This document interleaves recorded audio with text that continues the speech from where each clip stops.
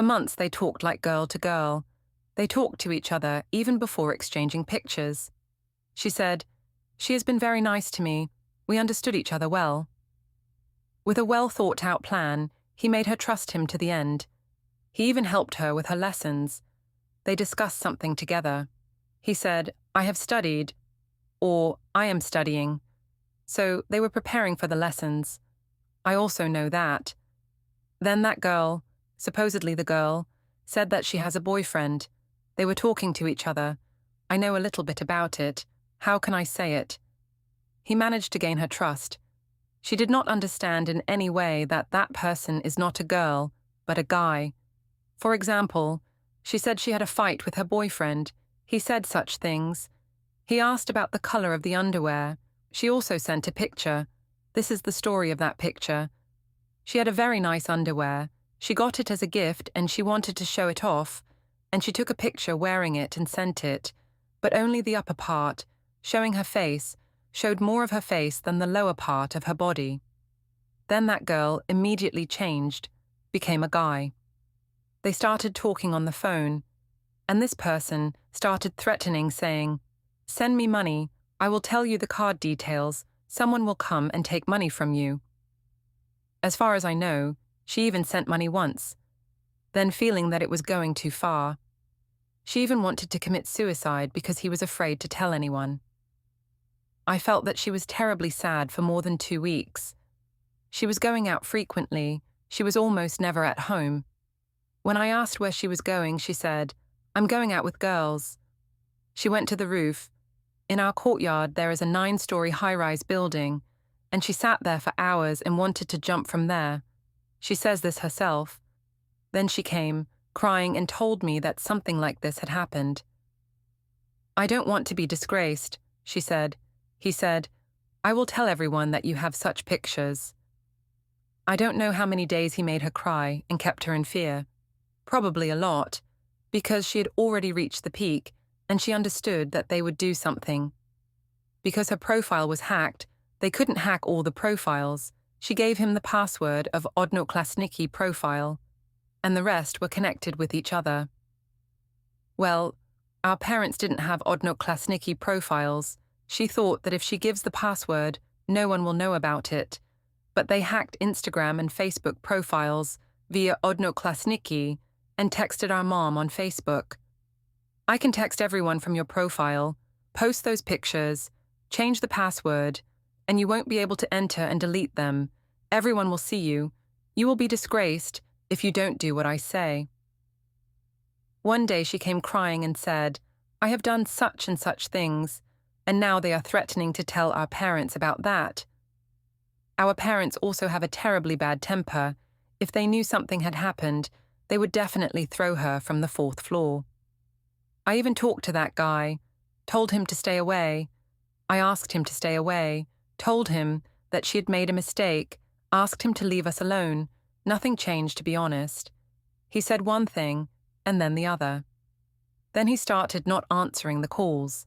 He was sending messages with threats. "Send me money. People will come after you. Otherwise, they will come and kidnap you." He even texted such things. He even hacked someone else's profile with more than 300 pictures. I remember he showed it. Then I found that girl on Instagram texted, "Is it you?" She answered, "No, it's not me. My profile was hacked a long time ago and I can't get it back." We called with another number, and we told them to give the phone to that person. I don't remember the name right now, to be honest. And he said, who answered the call, that he doesn't know who it is. There are many people. I don't know who you are talking about. And that's how it turned out that that person was talking to different people under several names, blackmailing them, one of whom was my sister. At first, we thought that we could turn to my aunt's son. Then we realized that we had better solve the issue ourselves to keep him from getting involved in those issues. He might not have told our parents, but he might get angry with my sister. Then I didn't want to bother my sister again, as if the rest was not enough for her, and they would be angry with her. Even, I remember asking that person, I said, "Please leave us alone. We will just live and we won't say anything to anyone." But still, nothing changed. In the end, we decided that we can turn to the police. We called and asked what can be done in such cases, and they said that we can contact the police. They will help us. They had sent the application here from Yerevan, and almost 2 minutes had not passed. We got a call from the police station, and the conversation continued like that. They called the department. I was at work at that time. I left work, my sister was in class, or the class had already ended, and we went to the police. We asked, "Is it possible that parents will not know?" They said yes. They wrote some things. We sent them the materials with screenshots, threats that he wants money from us, otherwise he will harm us. Also, they took my sister's phone and looked at the phone numbers, calls, how many phones the calls came from. We talked about the rest at the police station, they wrote. We looked for him by name, but we did not find him. He had given a false first and last name. Then they were able to find him on the phone, even where he called from. Then they probably went there and found out who called us. Then, when we found out who it was, that's when he said that he would be released. I will be released in 3 years and we will meet. He wrote such things. Didn't Mom and Dad find out? No, but one day the police came to our house. Only the 2 of us were home. There was no one else. They came specifically to tell our mother that such things had happened. Take care of your child. Luckily, our parents were late. The police officers probably sat in the house for about 2 hours until our parents arrived. But they didn't come. Police officers left saying, "Take care of your sister. Since you are older, we are telling you."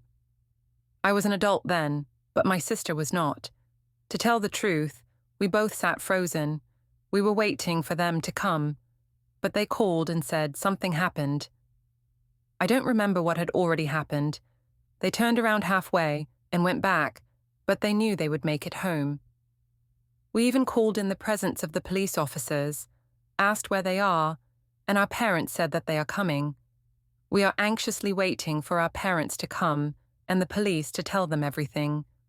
What will happen to us? So, they only told me. They didn't tell Mom. Otherwise, this story wouldn't have ended like this if our parents knew. Something bad would happen, and I wouldn't be able to protect her. A parent should be a friend to a child to be able to help in every matter, as I did. I did not blame her. I was not angry with her. I did not shout and say, "Why did you do such a thing?" She definitely understood her mistake, and she will definitely not do such a thing again.